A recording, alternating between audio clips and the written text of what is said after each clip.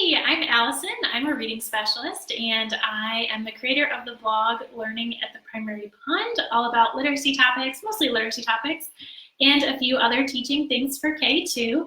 And today I wanted to chat with you about the Word Work Center and what makes for an effective independent word work activity. So when we're giving our kids words to work on, I'm talking mostly about like phonics and spelling words here, and we're having them go off and practice those words, what kind of practice activities really will get you your most bang for your buck? So that's what we're going to be chatting about today. If you're coming in, welcome, say hi, let us know what grade you teach.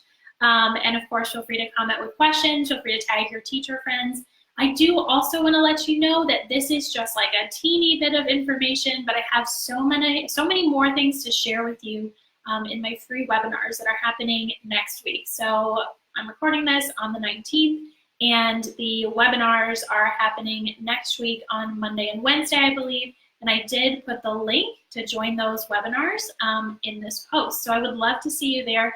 In that webinar, I'm actually going to go over 10 word work activities that my students have loved, and I'm going to share with you how to do the activity, why it's effective, and I'm going to actually give you the templates to make the activity. So you in that webinar are going to receive everything that we talk about, and you'll know why it's effective, you know how to do it. So it's supposed to be really practical and actionable. So I hope to see you next week on the webinars to be able to give you all of that.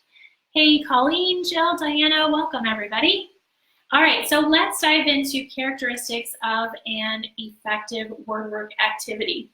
Now, I kind of have a love-hate relationship with the Word Work Center. On one hand, if I go on Pinterest and I'm like, ooh, word work activities, like I want to buy like these alphabet stamps and this looks so much fun. Like on one hand, I love planning for it. Like this is in theory, right? Like I love the idea of planning for the Word Work Center. But on the other hand, it can be time consuming. Our kids get bored of stuff easily and we're like, oh my gosh, what am I going to do now? You lose the alphabet stamps, you lose the magnetic letters. And then there's also the question of like, is what they're doing at the Word Work Center, like, is it actually helping them? Are they actually reading the words? Or are they just making them and not thinking about like what the words actually say or what they mean or anything like that? So I feel like it's a challenge. It can be a really fun center to plan for, but can also be challenging. So let's talk a little bit about when you're choosing word work activities, what type of activities are you going to choose, or what are you going to look for when you're searching for activities? So the first thing I have listed here is that I want all my independent word work activities to involve kids reading the words. So not just making words with magnetic letters or making them with stamps, but also reading them out loud, because you probably have experienced this. I know I have, where my kids are making words left and right. They're doing exactly what they're supposed to be doing, which is amazing. Then they're not reading the words, and I'm like, hey, what does this say? And they have no idea. And that's not what we want to do, right? Like the whole point of them practicing their words is not just to make them in that moment, it's to be able to read them and write them, to use those words. And so I feel like the best way to get around this, or to get kids actually reading their words, is first of all to make sure that you're giving them words that they can read. You know, maybe there's going to be like one tricky word, maybe you give them 10 words, and one is like a little bit challenging for them, but you want to be giving kids words to practice that they can already read. Because when they're practicing, you know, it depends on what your word center exactly is and how you set it up and what the rest of your day looks like. But in theory, when they're practicing, they are learning how to like spell those words. They're learning about patterns within those words. They shouldn't necessarily be learning how to read the words. Again, maybe you have one tricky one in 10 words, one in 20. But generally speaking, they should be able to read those words.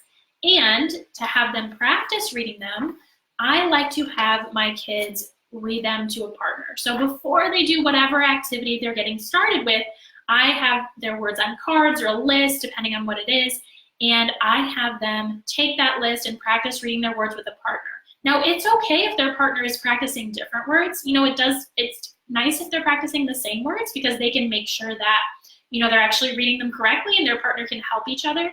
But even if they're reading different sets of words, like worst case scenario, like that's okay too. You're creating that partner accountability, and that way they know, like, they're not just sitting down and making the words, they're reading them to a partner.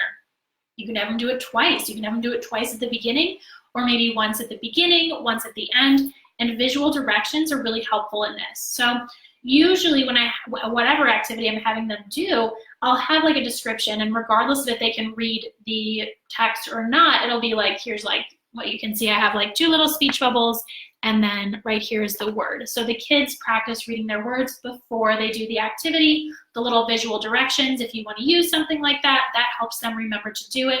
But that partner accountability, it gets them reading those words, and that's essential. As we all know, we don't want them just practicing words blindly. All right, second characteristic I have on my list is that an effective word work activity encourages attention to patterns. So the English language is a little bit nutty, right? But we all know that words still do follow patterns, right? Many times, I won't say all times, but many times, sorry if you hear weird noise, my printer decided to talk to me. The O and the A together say, oh, like in the word boat, right? That's a pattern that we see in multiple words, not just in the word boat. There's also coat and goat and all kinds of things. And so we want our kids to attend to those patterns, because recognizing the patterns helps them read and write other words. And the brain, the human brain, is actually wired to notice patterns and look for patterns. Sorry if my printer's noisy still. And I'll give you an example with my little goddaughter, Addie. So Addie is the daughter of my best friend, and she's a little over 3 now. But when she was really little, they have like a dachshund mix. They have a dog at home, and Addie called the dog Sassy. She called Sassy Dog. So, you know, this was Dog at her house. And Addie comes over to my house with her mom, and she sees our cats. We have 2 cats, and she starts calling the cats Dog. And of course, Addie by this point knows. She knows that they're not dogs. But what Addie was doing from a very young age is her little brain was looking for patterns. So when she saw our cat, she wasn't like, well, I have no idea what this is. I've never seen anything like this before. No, like her little brain noticed, like, there's a tail, there's 4 legs, it's a little animal. Her brain saw the pattern automatically. She did not have to be taught to do that. And so she called our cats dogs. Obviously, we corrected her and told her that it was a cat. But her brain was just looking for patterns and trying to apply them. So our brain is naturally wired to do that. And so when we're teaching our kids like phonics patterns and different words, we want them to notice those patterns, because that's what makes like a spelling of a word memorable to kids, right? Like, they remember the OA pattern, or they remember the AT word family. So when we're having our kids practice words, we want to capitalize upon our brains and their brains, like, you know, automatic desire to look for patterns, and we want them to be attending to patterns in their work. So instead of having kids like rainbow write words, for example, what you can do is you can do like rainbow column writing. So maybe instead of just writing the words in different colors, you have them with some words that, you know, have the AT word family, and some that have the AN word family, and maybe even a 3rd word family. And they write those words into different columns, and each column is a different color. That's an example of taking what you might see as like an average word work activity and turning it into something that really requires the kids to focus on patterns, because now they're not just blindly copying, which, you know, like that motor of copying, that motor work is helpful, but they're actually thinking about the words too, right? They're not just copying it blindly. They're noticing like, oh, this has this word family, and I'm going to write it in this color. So we want our kids to be paying attention to patterns as they are practicing their words. It will help them remember the words better and also be able to apply that knowledge to different words. All right, let's see. The last effective characteristic that I had was that effective independent word work activities, whenever possible, they facilitate, whoops, did I skip one? Oh, I did skip one. Incorporates, I was like, this doesn't, right? This isn't what I want to talk about next.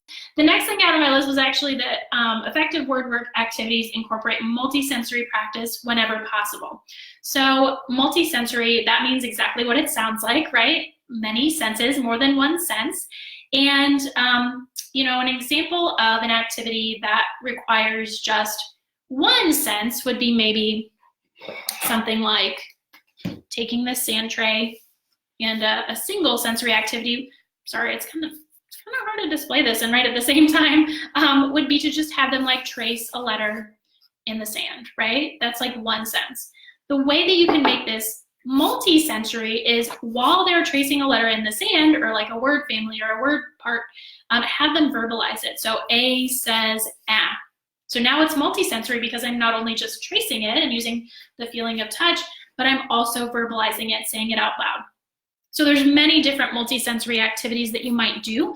I have one that I'm going to show you in that webinar. Remember, the link for that is in the description of this post, so definitely check that out and get signed up for it. I have an activity, at least one activity that's multisensory, but a multisensory activity just requires kids to use more than one sense. This is great for learners with special needs, but it's also great for all kids. It really just helps cement what they're learning. And it doesn't necessarily have to be with sand or something like messy per se. You can also incorporate like movement. So this is one of the activities that you will be getting if you sign up for the webinar. You can have, like, I have different sheets of this, and they're like different color flowers or whatever, and I will give my kids different, like a jar of words with all these endings, like maybe some of them have ing and maybe some have ed, and they'll put these sheets on the floor. I'm just putting it on the table to demonstrate, but they'll put it on the floor, and they pull a word out of the jar, they read it, and then they go over to the corresponding flower. So if it has ing, they'll go over and stand here. If it has ed, they'll go over and stand here. They're reading them out loud too, but that incorporates movement.